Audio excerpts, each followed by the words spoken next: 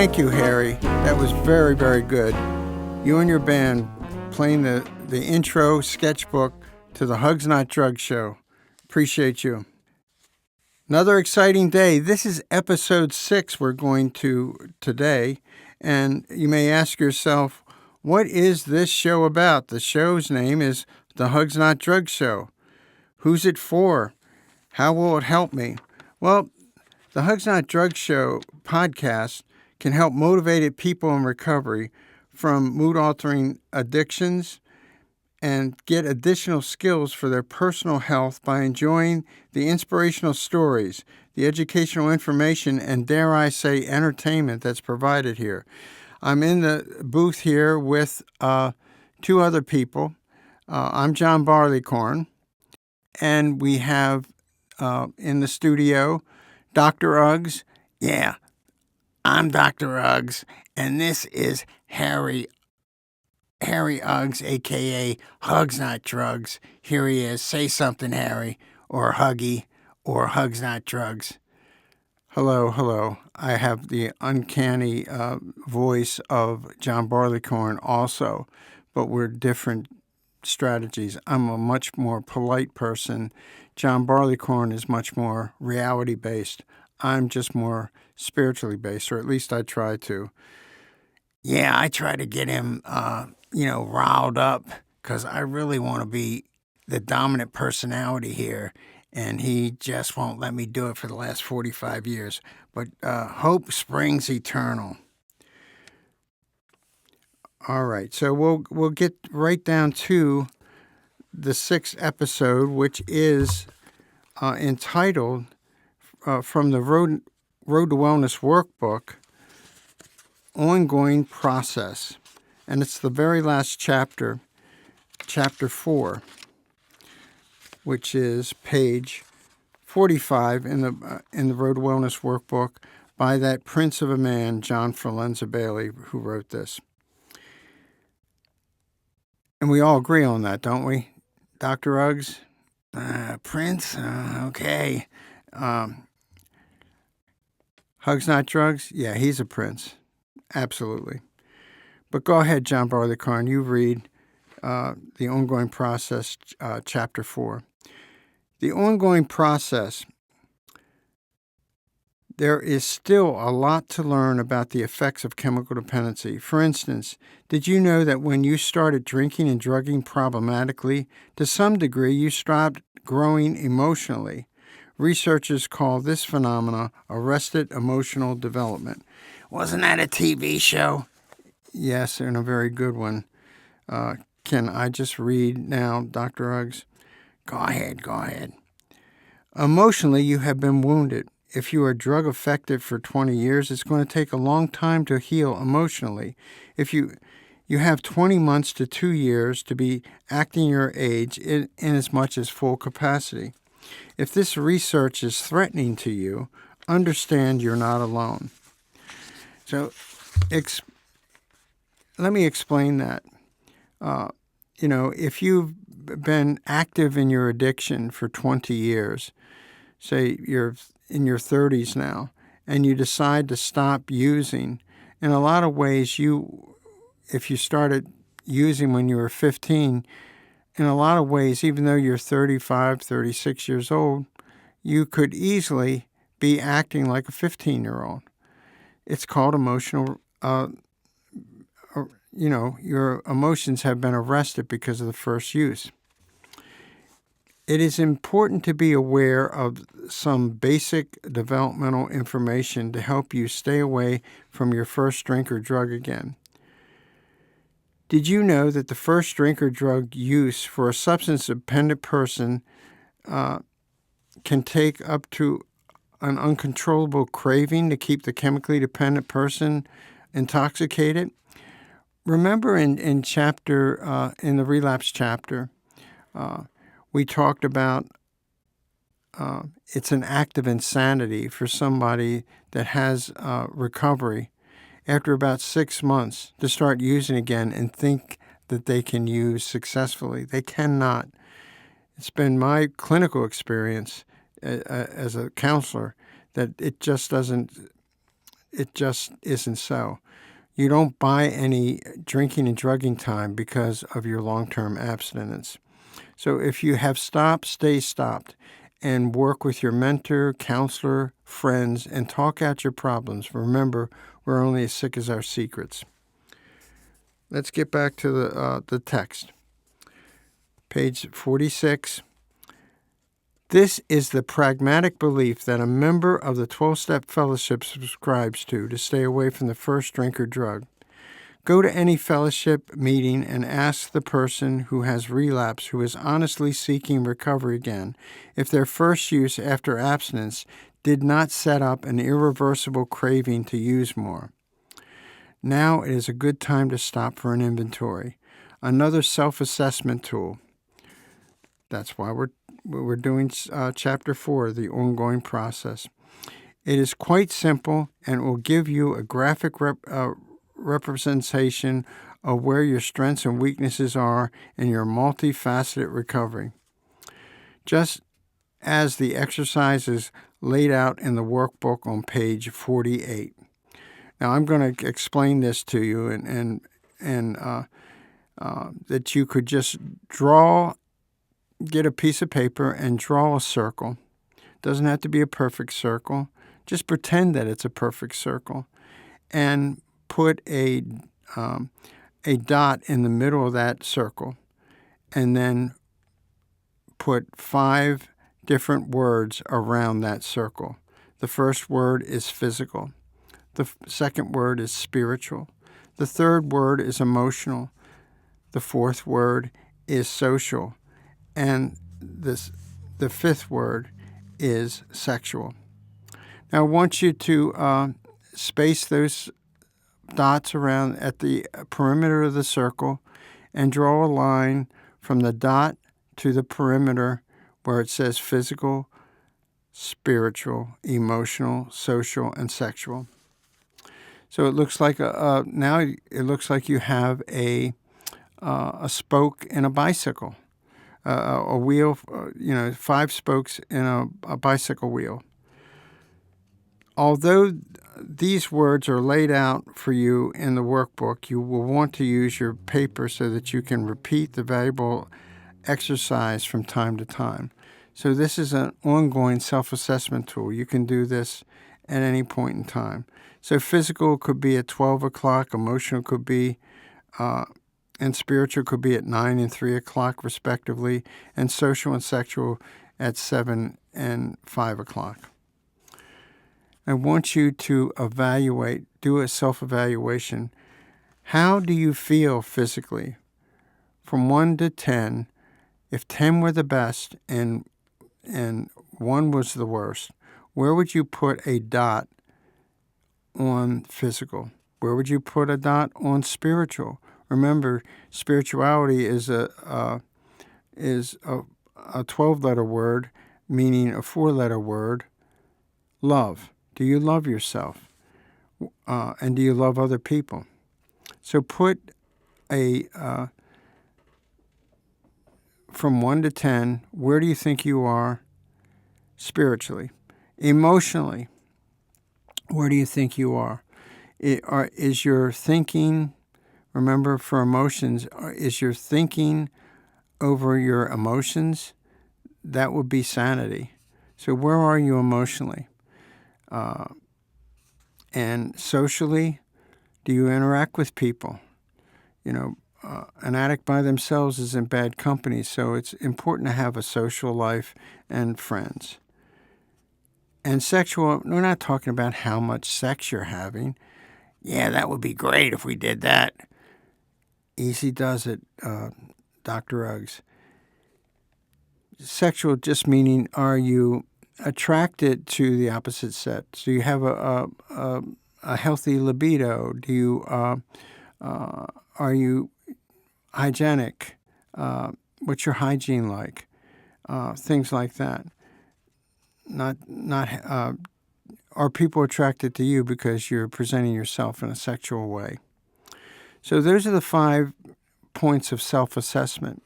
And I'd like you to do that now.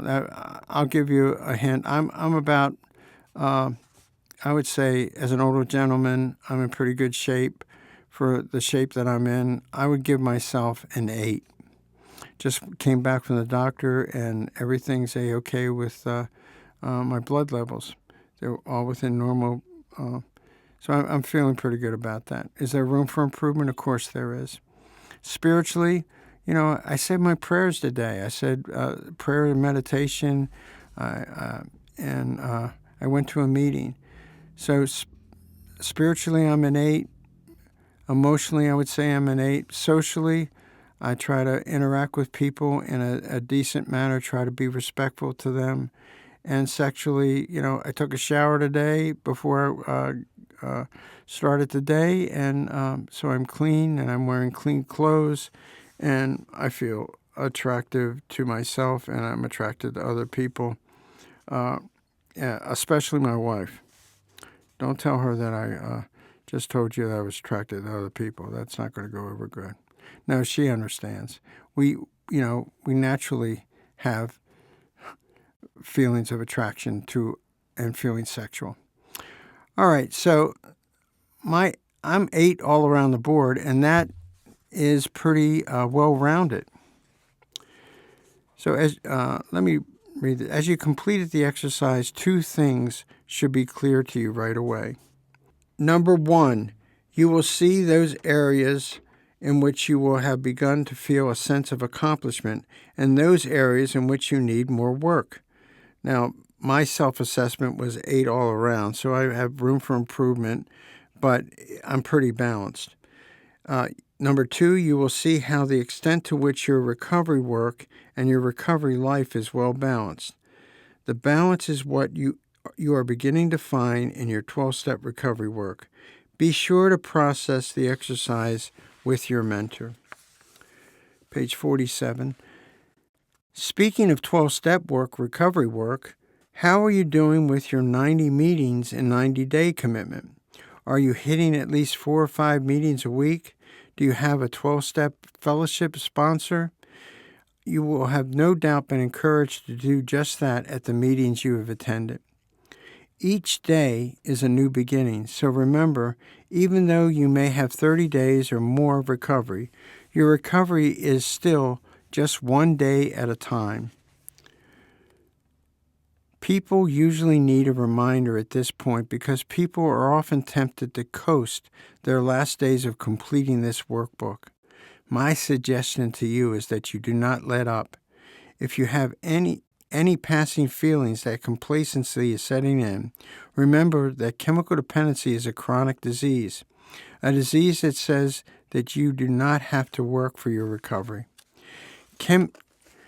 Let me talk. Let me read. Jeez. Can't stand all this goody two-shoe stuff. All right, go for it, Dr. Ruggs. Chemical dependency is cunning, baffling, powerful, and patient. I've been very patient for the last 45 years, you know what I mean? While you are attending your recovery meetings, listening, learning, and retraining your thinking, metaphorically speaking, me, the disease of chemical dependency, is out in the parking lot doing push-ups. It is trying to become strong enough to persuade you to take the first drink, joint, hit out the pipe, snort, or needle to short-circuit your recovery effort. This illness you have is waiting patiently for you to put your guard down and not work positively in your recovery effort. Please do not forget the progress you have made. It was work and sacrifice to detox. Living clean and sober is a process. 1 month clean and sober is a good start, but this is still the transitional part of recovery. Dr. Uggs, this is Hugs Not Drugs talking. I know who it is. Well, I just want to say something. 1 month clean and sober is a good start. Guess what? Every day is a good start. So 45 years is just a good start. That's why you're not having me. All right, let me continue and shut the hell up. You will continue to need support and mentorship. Oh, I just got out of character there. You will continue to need support and mentorship. Remember to keep on attending and actively participating in support groups. Eventually, you will be asked to sponsor or mentor someone just like you, beginning in recovery and in need of helpful initiation. Recovering people have sometimes described their recovering as journeying a road. The implication of ing from the word recover is that recovery is a process, not an event. Nearly everyone in early recovery has experienced emotional ups and downs. An example of being emotionally up is the concept of the pink cloud syndrome. Pink cloud syndrome describes 12-step jargon as a euphoric state that can be lasting well into the first few months of recovery. Some people in recovery appear to be riding a perpetual pink cloud. I look over at Hugs Not Drugs. He's on a perpetual pink cloud. Makes me sick. The emotionally downs in large part originate from the periods of grief and depression that occur over the losses in the old way of life. Saying goodbye to addiction can be difficult. Grief and loss issues are resolved by naming, claiming, and process grief with a mentor. Very good reading, Dr. Eggs. Yeah, I'm the best reader here. You guys get too nervous. Go for it, Barleycorn. I encourage you to think of your recovery like a journey, as many a recovering person was heard to say. The joy is in the journey, not in the destination, one day at a time. Now, on page 49, we talk about the self-assessment tool, being well-balanced, and identifying your strengths and weaknesses. So answering number 1 in the self-assessment questions is very important. Is your self-assessment well-balanced? Identify your strengths and weaknesses. I gave you an example, and I was all 8, and that's a pretty good balance right there. Is there room for improvement? You better believe it. What can you do to improve your weaknesses? Number 2, in the self-assessment questions, what can you do to improve your weakness to improve the balance of your circle? Well, just thinking about physically, I could be physical health is basically diet, exercise, and sleep. I could make sure my diet, exercise, and sleep are done to the best of my ability. And I think I'm doing that. Like today after dinner, before dinner, I'm going to go to the gym and work out. And that'll be nice. So and I get the proper amount of sleep. I get about 7 to 8 hours sleep all total during the day. Number 3, how do you feel about these needed changes? I feel good about it. I'm motivated. You can't, if motivation is high and your skill set is high, people can delegate to you. And you can delegate to yourself what you need to do during the course of the day. So that's how I feel very grateful and about the needed changes, and I'm committed to making the changes. We recommend that you use this exercise regularly as a relapse prevention tool. And the last part of this chapter and that ends this book, the Road to Wellness Workbook, is the daily journal. Once again, what am I thinking? I would like to remind you that you want to put down positive and negative thoughts. Okay? What am I feeling? Here's how you get a PhD in discovering what your feelings are. Say the words I feel and then put 4 feelings down. I feel mad, or I feel glad, or I feel sad, or I feel scared. And then you put the word because and answer why because. So I'll give you an example. I feel very happy that we've almost completed this episode 6, the ongoing process. And I feel a little sad because it's important for us to understand that it's okay to go forward and do other things besides what we're doing right now. So it's been a pleasure going through John Forlenza's book with you. And so in every part of the journal, we put what am I thinking, what am I feeling, and what am I doing. So, and we go through 7 days of that, and we share that with our mentors. And the mentors are who we choose. It could be a friend. It could be a family member. It could be a 12-step sponsor. It could be a clergy person. It could be anybody that you can trust with your thoughts, feelings, and learning the Road to Wellness workbook. So I wish you well with this. All right. We're going to take a break from this, and we'll do a summation after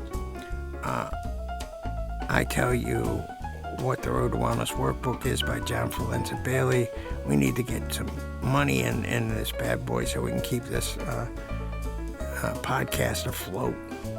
The Road to Wellness workbook. This workbook is designed to provide education, emotional support, and inspiration to persons suffering from addiction.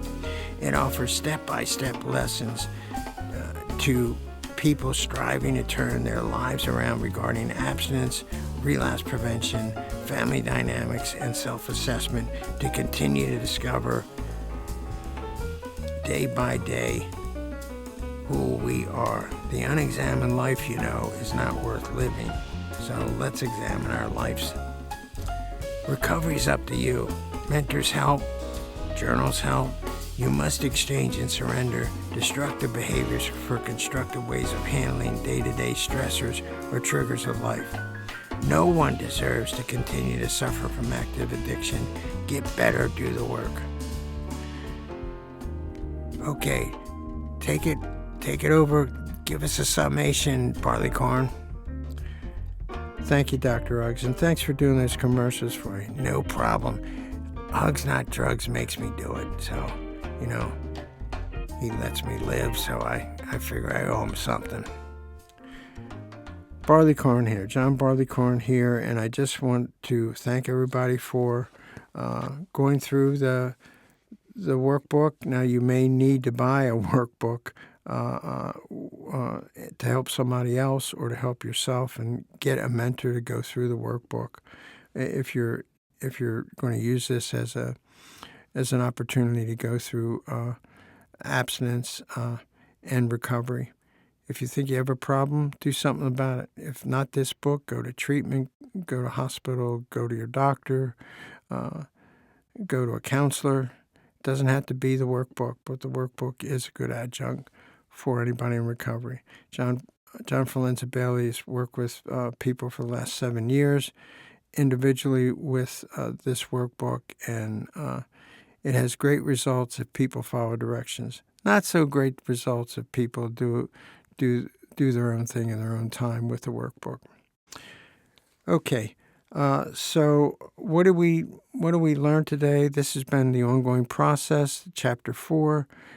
We've learned basically that there's a self-assessment tool, and if you draw a circle, have like a bicycle spokes, so five spokes, and in each spoke we connect the dots physically, spiritually, emotionally, socially, and sexually on the spokes of that wheel, and we see where our balance is.